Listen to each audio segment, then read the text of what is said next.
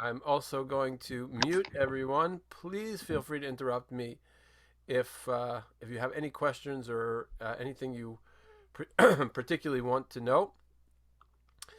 We're going to start with my my slideshow. Just double checking that everybody is seeing only one slide at the moment.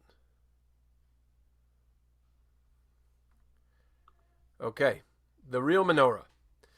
That is what we are looking for. We are looking for the true menorah, and as I like to say, people of my vintage, unfortunately, a lot of kids today have no idea what this is, but this is Raiders of the Lost Ark.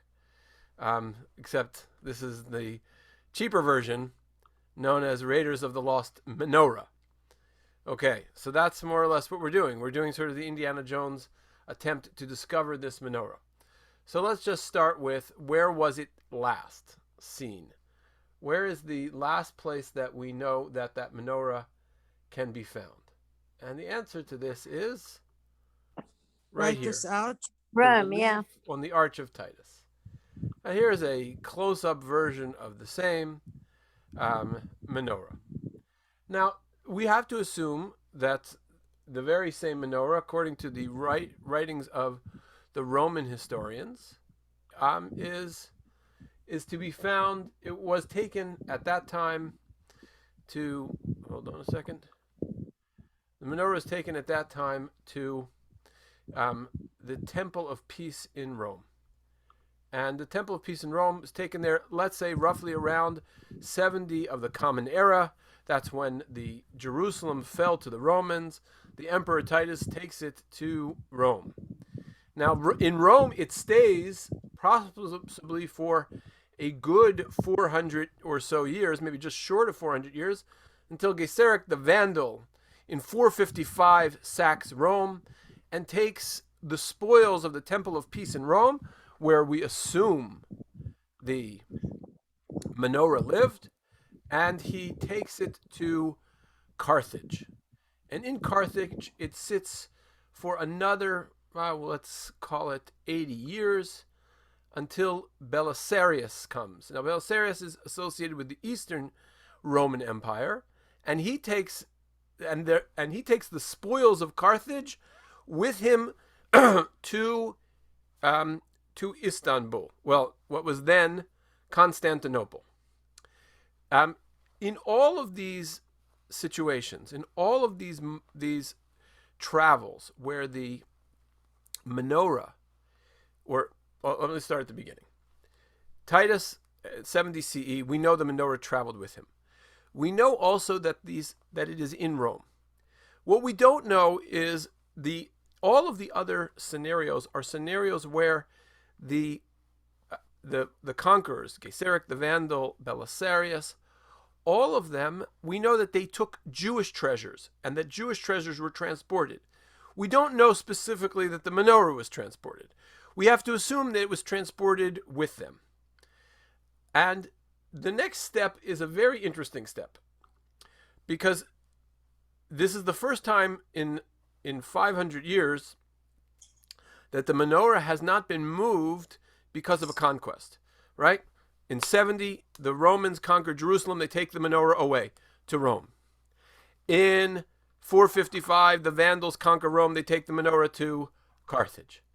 And the Romans again conquer Carthage, and they take the menorah to Constantinople.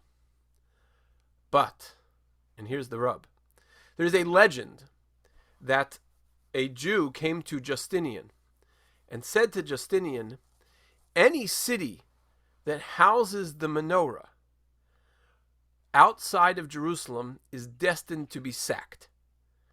And he has at least 2 data points on the chart. So Justinian says, Taka, not a bad idea. And what he does is Justinian moves the menorah reportedly to a church in Jerusalem. And that happens in the year 560. Now, the reason this is a bit of a suspect story is because any Jew knows that it would be one thing to house it outside of Jerusalem, but housing it in Jerusalem in a church, that's kosher? That gets you out of Dodge? Not likely. And so another 70 years later, the Persian conquest, 628, 629, is the last time anyone reported seeing this menorah.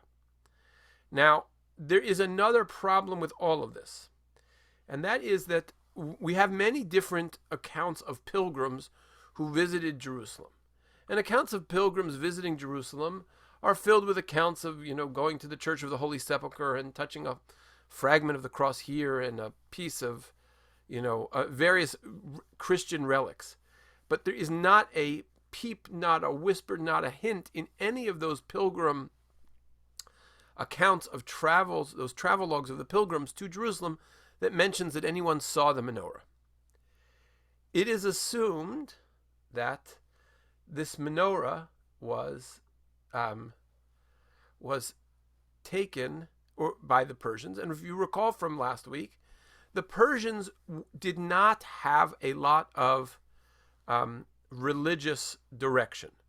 So we said that after 629 was the last time until the British Mandate, until 1920, that Jews lived under a people that did not have a religious agenda. And the Persians had no religious agenda, which means probably if they saw a menorah made entirely out of gold, what would they do with it? Anyone want to venture a guess? Melt it down? Exactly. So it is quite possible that in 629, the menorah in the temple in Jerusalem was melted. And that might end our story. Except for one thing. When you look at this menorah, so the first thing that might come to your mind is, it's the seal of the state of Israel, right? The menorah has been associated with the return of every Jewish group. If you participated in our story of the prophets on Monday, and the prophet Haggai, we see that the menorah, it was associated with the return of the Jews from Babylon.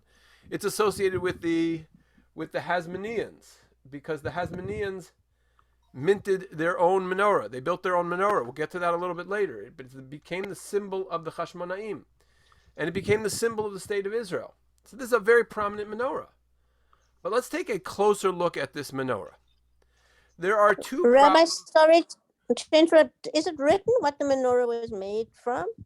Yes, it is made from hammered gold. Oh, it was gold. Okay. Well, but we'll... If you permit me, the sources will reveal in a little bit a bit more about potential variations. But let's start with an analysis of this menorah. So if I ask you to look at this menorah as a good Jew, we're going to have to ask a question. Just before I get to that, though, I just want to catch up on the chat. So Carrie asks, why is this menorah so coveted by all these conquering nations? So the Romans, pretty simple. It's a trophy. It's a symbol of them conquering the Jews, who were considered to be a particularly stubborn people. For all others, it could just be, well, if it was if this was a trinket in the treasury of the Temple of Peace, why not cart it off? And last but not least, if it's made out of pure gold, then things made out of pure gold tend to make their way around the world. Okay, back to this. So now we have this menorah. And I want you to, if you can, tell me, what about this menorah looks a little not kosher? Like, let's just say I wanted to set this menorah up in Sharet Tzedek. I said, you know what, we really need this symbol. It's on the Arch of Titus. I want to put this menorah in the Sharet Tzedek. What is... There's only 7 branches instead of 9. Okay, good. So first is... a menorah as opposed to Hanukkah. Okay, so that's a good point. And we will get to that point. That in the Sharet Tzedek, you're not allowed to do a 7-branched candelabra. After the temple was destroyed, a 7-branched candelabra can't be put in there. So that's fair. That's a good halacha. But let's just pretend I wanted to make an 8-branched menorah with the same base. Anything on the base jumping out at you and saying, this is not so kosher? the images. Okay, Audrey, what's wrong with the images? Well, it's hard for me to see, but it looks like they're at least some of them are people. And why would we be glorifying people in our holy menorah? Okay, excellent point. I will just say they are not people. It looks like they are sea serpents. Apparently, it looks like they are sea serpents, or so the scholars conjecture that these are sea serpents, but still sea serpents. You would hope that there's not this weird mythological iconography all over the temple in Jerusalem, right? It gets worse, though. We have some. It has a double Sorry, Mayor, what's that? You muted yourself, Mayor. had a double stand. It has two stands. So it's a double hexagonal or octagonal base. We'll get to that in just a moment. Yes, Mordechai. It doesn't look like a one-piece Rambam with bells and pomegranates.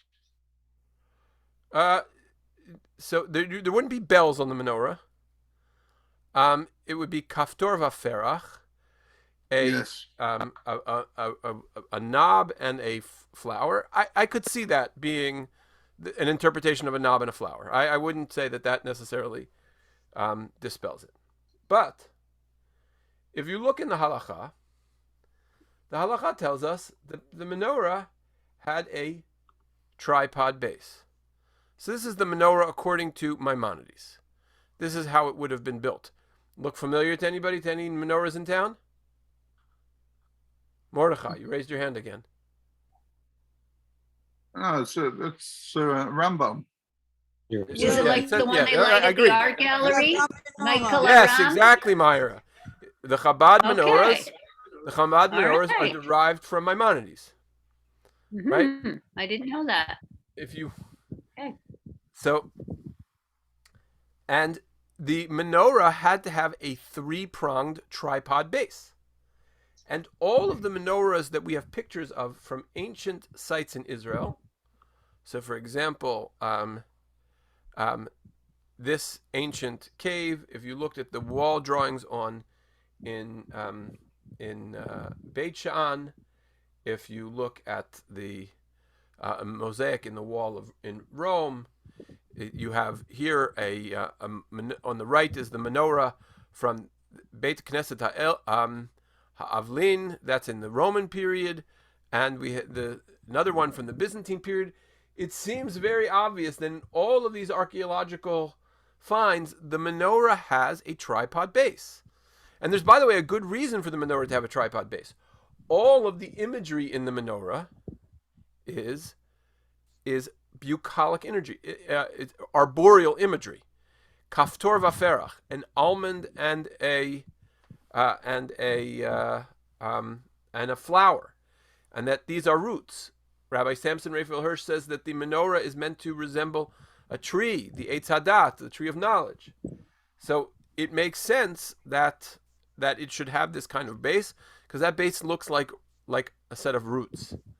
And so it was plainly obvious to all of the Jews who lived in the ancient Middle East that the menorah was a menorah that had a tripod base. We don't ever see any other menorah outside of the Arch of Titus with this special kind of base. So Okay, the Titus one was a Wait fake. 1 second, Linda. I got people raising their hands. Dan, Dan, you had a question. Dan, you're still on mute.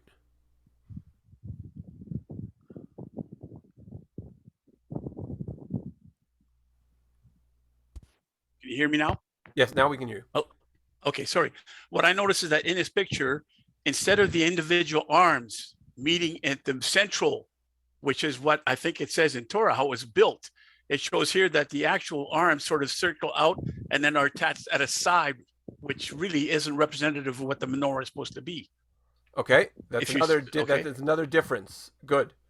All right, well cited. Mordechai. I just apologize. The bells and pomegranates. That's on the Yeah, on clothing the of- clothes of the Kohen. Yes. Linda. Well, the Titus one is a fake and maybe maybe designed by Herod. That it's not the original one from Okay. the. All right. So from the Herod's temple. okay. So Herod is an option. I think we might establish that it's not Herodian. But you'll wait for me on that. Okay? Sure. Now, there is one option. One option is if on the right is the menorah as Rambam describes it, it could be that somebody decided, you know what, this thing needs a little bit to be a little modern, right? You know, this menorah looks a little too ancient. We've got to be very, first century. And so someone added this portion at the bottom, right? So there's some who speculate, no, it really is the real menorah. What else would they have carted off? But what's down here? This is the original base is there, and they simply built these octagonal or hexagonal structures underneath on the Arch of Titus. So I can't say that it's entirely wrong, but as Dan pointed out, there are a number of things, there are a number of elements of this menorah which seem inconsistent with the way in which the halakha describes the menorah, and inconsistent with the way in which the menorah was depicted in archaeological finds. And I'll just show them to you again. And these are 3 or 4 of many, right? Wait, Where in these is it the archaeological Babylonian? finds- I'm sorry? Wait, because the temple was destroyed twice. So there is the Okay, Linda, hold on. If I haven't addressed that by the time we finished, I will give you the platform. But I want you to just wait for a second on that, okay? Yeah. Great. Okay, thanks. So, again, these are the archaeological depictions of menorah. You can see they always have tripod bases. So let's talk a little bit about what the Talmud says about the menorah. So this is the Talmud in Rosh Hashanah, and it tells us the following. It says, a person may not construct a house in the exact form of the sanctuary. In other words, when you build your house, you could be very frum and you could say, I want to build my house exactly like the Beit HaMikdash. I'm looking for a house which is, and for me, the Holy of Holies, where I'm going to put my refrigerator, that's exactly where the Holy of Holies would be. Sorry, that's a cheap joke, but, you get what you pay for here. So you can't do that, right? And then it goes on to say, you can't build a table corresponding to the table in the temple, the way in which they built the showbread. And similarly, as Myra pointed out, you can't build a candelabrum, a menorah of 7 branches, exactly like they did in the Beit HaMikdash. Okay, you can candelabrum of 5, of 6, or of 8, but one may not fashion a candelabrum with 7 lamps, right? V'shel shiv'a lo ya'aseh. You cannot do a 7-branch menorah, right? Afilu shel shar minei matachot, even in any other kind of metal structure. Rabbi Yossi bar Yehuda Omer, af shel eitz lo yaseh. You can't make your menorah out of wood. Now, this is talking about the temple menorah. You want to make your Chanukiah out of wood, abi gesund. But this is talking about the temple menorah. Kederach she'al asu malchei beit Chashmonai. The Hasmonean kings. So the Hasmoneans have a dynasty, right? So the Hasmonean dynasty, starts with Yehuda and Shimon, and then goes on to others, Alexander Yanai, Alexander Jannaeus. You also have Shlom Tzion Hamalka, Salome Alexandra, and finally Hyrcanus and Aristobulus, and Herod also liked to claim some connection to the Hasmonean throne. In fact, he married the daughter of a Hasmonean, and even after she died, he preserved her body in honey, because it was his way of saying, I'm a Hasmonean too. He was a little twisted, but back to our story. The Chashmonaim, the first Chashmonaim, made a menorah out of wood. Apparently, they didn't have the real menorah. So they had to make a menorah out of wood. And there, he says, from there you bring proof.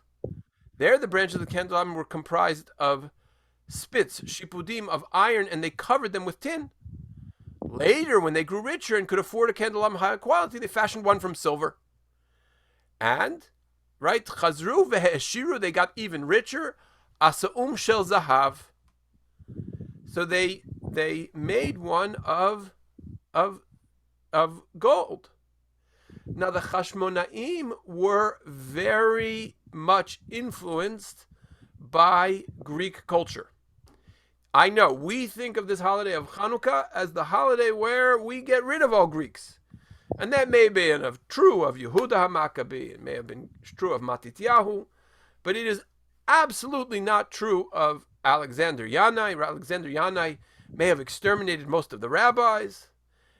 Hyrcanus and Aristobulus, the Talmud tells a very fascinating story about how Jerusalem fell to the Romans, about how the beginning of the story is you shouldn't teach your sons Greek, because you know what happens when you teach your sons Greek? You get sons like Hyrcanus and Aristobulus, and they're two brothers. One controls Jerusalem, one the surrounding lands. The one sieges the other, but they have this agreement that they're going to put a couple shekels in a dumbwaiter. They'll lower the dumbwaiter down, and the other brother will put in an animal for the karbanot, for the sacrifices, the daily sacrifices every day. One day, Aristobulus got a little fed up with Hyrcanus, and instead of putting in a goat, he put in a pig. And of course, when the pig went up the dumbwaiter, up this elevator, they're winching it up, the pig inserted its hoofs into the walls of Jerusalem and caused an earthquake that went 400 parsangs. That's the story that the Talmud in Sota tells you about the last Chashmonaim. And the story starts with the fact that the Chashmonaim taught their children Greek. So the last of the Chashmonaim were very Hellenized. If you include Herod, Herod was as culturally Roman as anyone you could possibly imagine.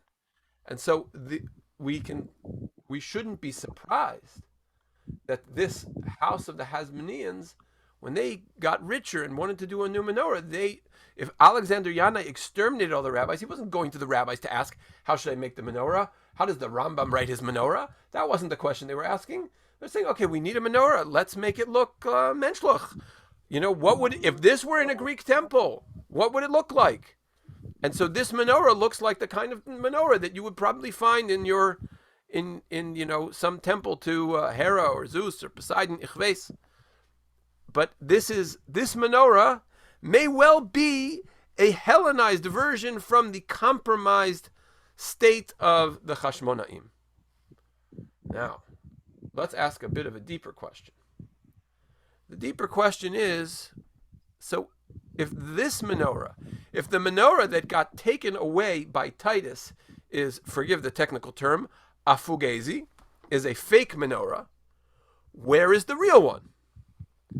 So maybe we need to go back about 500 years. Maybe a little bit more, actually.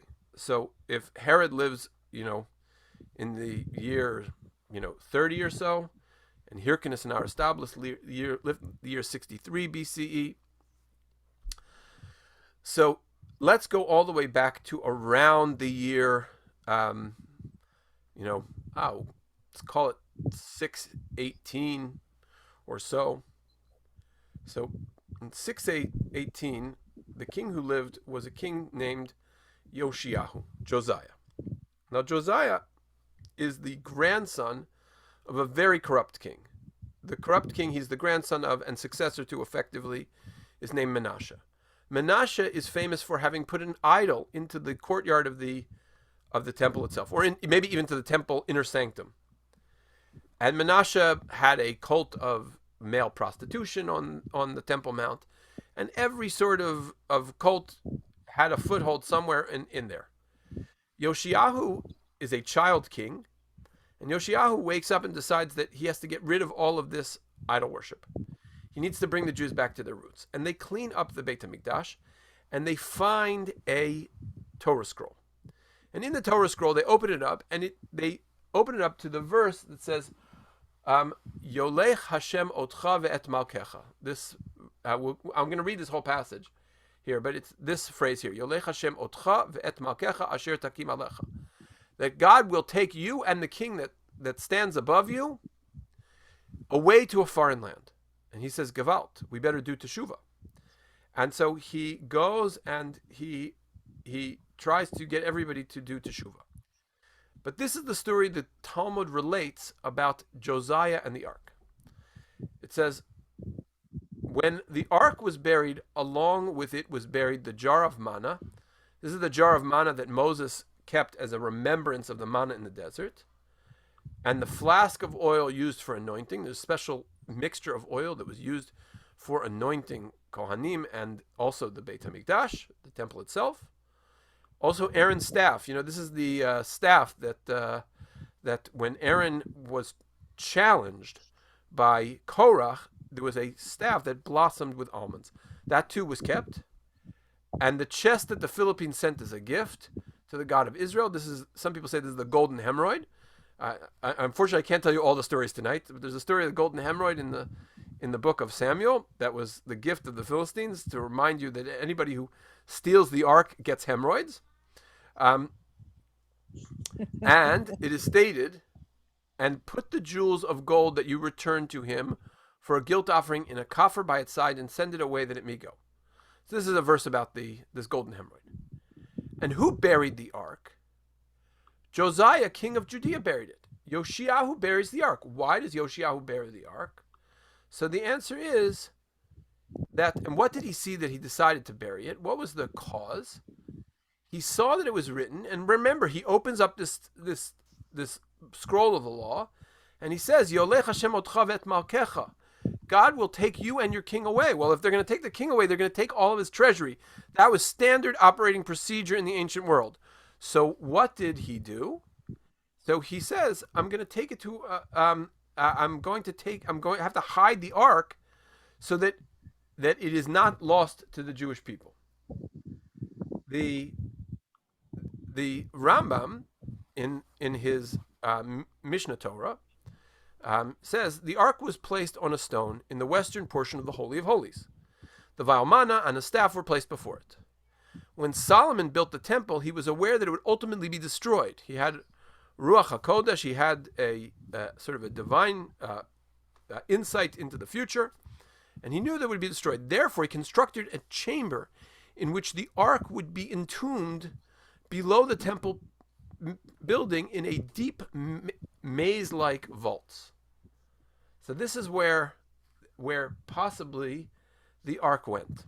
Now, here's a schematic of I think this is the Dome of the Rock. And you can see at the bottom here, there are some caves.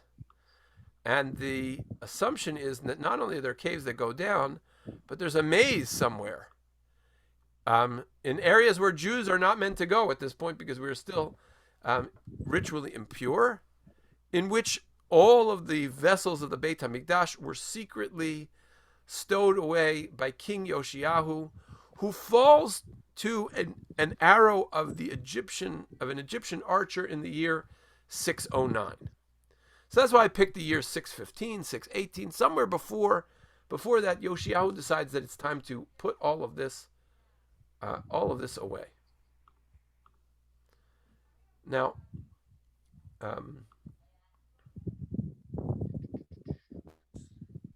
what's interesting is Maimonides continues in the same area. He says, King Josiah commanded the ark be entombed in a chamber built by Solomon, as is said, and he said to the Levites who would teach wisdom to all Israel, place the ark in the chamber built by Solomon, the son of David, king of Israel. You will no longer carry it on your shoulders. Now serve the Lord your God. When it was entombed, Aaron's staff, the vial of manna, the oil used for anointing were entombed with it. All these sacred articles did not return in the second temple. So we have to, I think it's reasonable to assume that in addition to the Ark of the Covenant, there were, anybody know how many menorahs were in the temple of King Solomon? 12? 10. 10 is the answer. There were 10. And so what we essentially find is that there was a moment where all of these things, maybe not the menorah, we don't know, but it's very possible that he put the menorah away there. There's also two other pieces of history, at least two others of pieces of history that are worth noting. King Achaz, not Ahab. This is not a typo. So he lives around 783. This is still before Yoshiyahu, almost 200 years before Yoshiyahu. And we know that he sent a tribute to Tiglat-Pileser.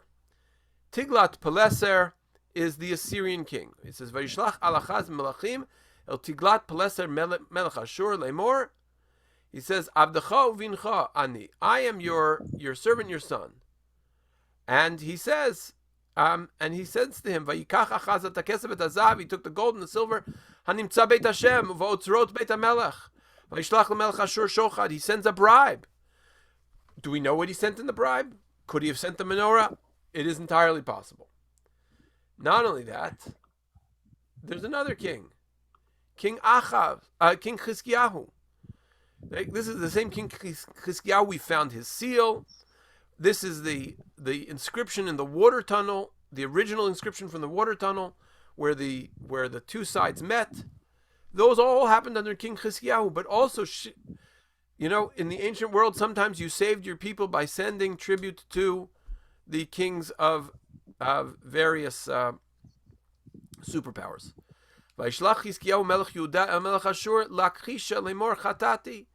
So he says, Sancherib is attacking Lachish. He says, I made a mistake. Again, Chizkiyahu gives, it seems, money, silver, doesn't say gold, but you never know. You never know what went at those points. So where is the lost menorah? So there are several options. One, it was hidden away when Josiah hid away the ark and all the other artifacts of all the other special vessels of the Beit HaMikdash. Two is that it could have been sacrificed when an earlier king needed to give tribute. Third is that maybe it did survive, and maybe it's been schlepped around from place to place to place to place, but then ultimately was melted down by a kingdom that did not really care.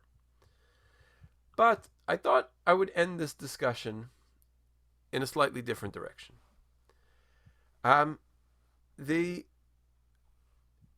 you look at this from a perspective of maybe divine providence, so the divine providence made it such that the 7-branch menorah is no longer found in the temple in Jerusalem.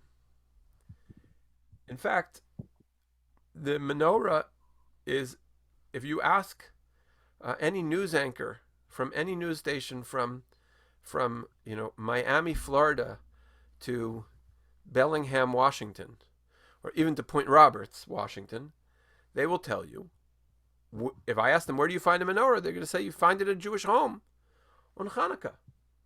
So what is interesting is the menorah, which was once in the Beit HaMikdash, once exclusively in the Holy Temple, now that menorah sits in our homes. And there's a whole litany, there's a whole, if you will, there's a whole Torah of how the temple gets repurposed for the home. Just to give you a couple of examples, there's a story about how Rabbi Yishmael and Rabbi Yochanan and Zakkai go walking, and Rabbi Yishmael is very despondent over the fact that he is not going to be able to atone for his sins on Yom Kippur. And Rabbi Yochanan ben Zakkai says, don't worry. There's a verse in the Torah, in the Nevi'im, in Hosea, Chesed chafatzti velo zevach. God says, I want kindness, I want acts of charity, and not a sacrifice. And he says, I'm comforted. And the Talmud goes so far as to say that in the modern world, or I should say the post-destruction world, the Talmudic world and our world, what takes the place of the Mizbeach? what takes the place of the altar, is the table. Why do you put salt on your challah? Because it says, Al kol karbanchem takrivu melech. For all of your offerings you shall bring salt. And why is your table like a mizbeach? Because when you invite the poor to your home, it serves the same purpose as the mizbeach. And so the rabbis of the Talmud wanted to see the home as the rebuilt sort of center of spirituality. It is the place that sort of, the kindness that comes out of the home is the repurposed sense of Jewish of spirituality. It's the place in which that connection to God is most palpable, and it always happens with an act of kindness. But this is not, in my opinion, the end of the story, because the menorah has now traveled outside the home. This is the world's largest menorah. In no other place than Fifth Avenue, New York City. Now, I could have chosen a number of different menorahs that are of large and prominent size in large spaces. I could have chosen our very own Vancouver one, the Silver Aga Menorah that is currently in front of the Vancouver Art Gallery. I could have chosen the Chabad Menorah that sits in front of the Kaiser's Palace in Karlsruhe, Germany. Who would have thought that there would be an enormous menorah lit once again in, of all places, Karlsruhe, Germany? I am sure that Chabad of Berlin and Dusseldorf also have big public menorah lightings. And the interesting thing is the menorah has now gone from the temple to the home to Fifth Avenue. Now, for those of you who know New York, how far is this from Rockefeller Center, where the big Christmas tree is? Answer is not very far. And if you go downtown to the Vancouver Art Gallery, you'll see that it's hard to build a menorah as tall as a Christmas tree. I just want to say that. The cranes sometimes they don't get up high enough to light the menorah. But Chabad has used the menorah once again as a symbol of Jewish return. If, as we said, that the menorah, while its physical presence has proven elusive, it became the symbol of return under Haggai and Zechariah at the time of the first temple. It certainly was a symbol of return and rebuilding at the time of the Maccabees. Why else would they put it on their coins? Right? It has been a symbol of return in the modern state of Israel.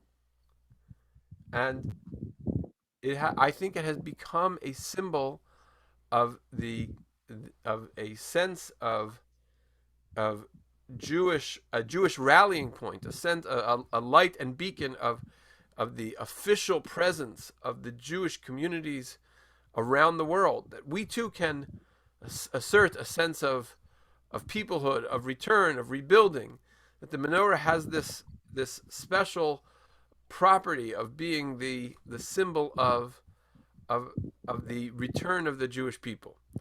And so this is, I think, the story of the Lost Menorah. Let me just end with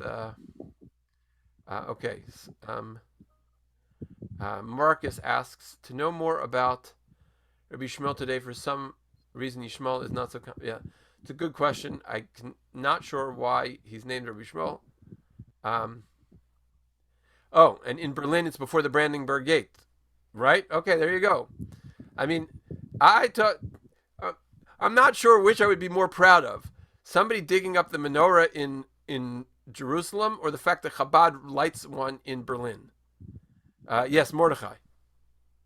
Halachically, it's not supposed to be higher than 32 feet. Is that the height? So would this be there is a concept that because the menorah, yes, but that may be so. It's meant to be more than 20 amot high, but that may be so only in a case where you're lighting in a home, or Ah, the building behind this, if I'm not mistaken, is the famous Plaza Hotel. I don't know if it's still owned by Donald Trump, but it was once owned by Donald Trump. It might still be owned by Donald Trump. And let's just say that there's some Jews who live in the apartments in the Plaza Hotel, and let's just say some of them light their menorahs there. So that is a menorah that's well over 20 feet high, and now maybe this menorah is seen. But I don't think Chabad is not. See, the Talmud says that the mitzvah of Hanukkah is ner ish uveito, that you have to light it in your house. The Chabad menorahs are not lit to fulfill that obligation, so they may not be constrained by house rules, right? I mean, for that matter, they're not in anyone's house. It's a whole different birth of a concept of publicizing a miracle. I mean, I'll tell you something else. The Chabad also, they put a little menorah on top of their cars. I haven't seen them this year because I no longer drive to Vancouver Hebrew Academy where you see all the Chabad, menorahs. But they have the that roof rack. Most Vancouver Jews have ski racks, but Chabad Jews have menorah racks, and that's certainly not in your home. But that's part of the modern expression. So I think it fits into a different category. Dan Elazam, you had a question. Yes, I do. Well, I appreciate your point about identifying the menorah as a symbol of return, but you sort of left off where the actual menorah and the reason for the actual menorah versus a Hanukkah. Okay, and my point here is that, and the fact that Chabad promotes the idea of a very large menorah, even though specifically it tells us, as you mentioned, to light it in your home, put it on your window, so other people on the street could see what you're celebrating. The essence for me is that this is trying to compete, unfortunately, with Christmas. The time that we do this is to make us remember who we are, rather than trying to say we had a great miracle. Okay, so what I see here more is a competition against the others to make sure that we understand where we're supposedly coming from and our roots, rather than identifying the idea of the rededication, because I just don't see it. Thank you. Oh, so, I'm not saying that there are not, criticisms to be made, but I would say that that part of the Chabad menorah is to let Jews know that they too have a presence here. They have something to be proud of. They have a legacy. They have a history, and it deserves to be in the public square in the same way that the Christmas tree. The Christmas tree does. I mean, I think there's Sure. The interesting. menorah you have is actually an agam menorah. Yeah, I said that. I believe I did. Agam. Yeah, he's an artist and is father of kinetic art, very famous contemporary artist. Yep. So, I agree. I agree. But again, I think it's the point to say, they're trying to show, listen, Christmas is such a big thing for Christianity.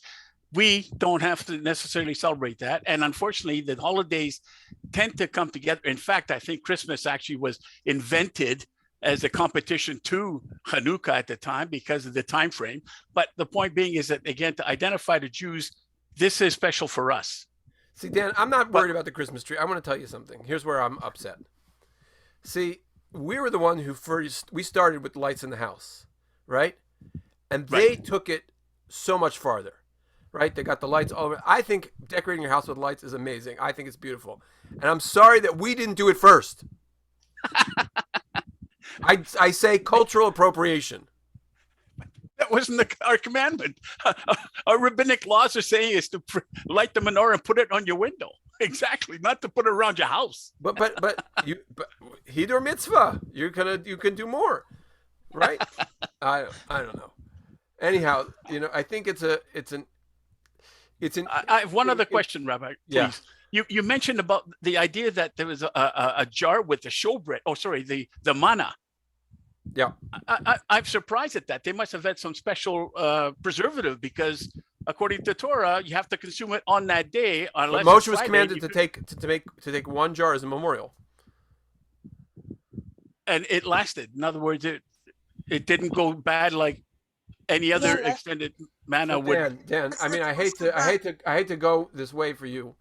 You saw this movie, right? Yeah, a You know, couple you know what times. happens when you open the ark. I gotta figure that God can preserve various things in different ways. Of course, of So course. it's just you gotta know that Okay. you're dealing with something that doesn't work by the normal rules here. So, Quite. all right, I just want to finish off with this one thing though, is that like we may have lost the menorah, but the symbol of return of regrowth.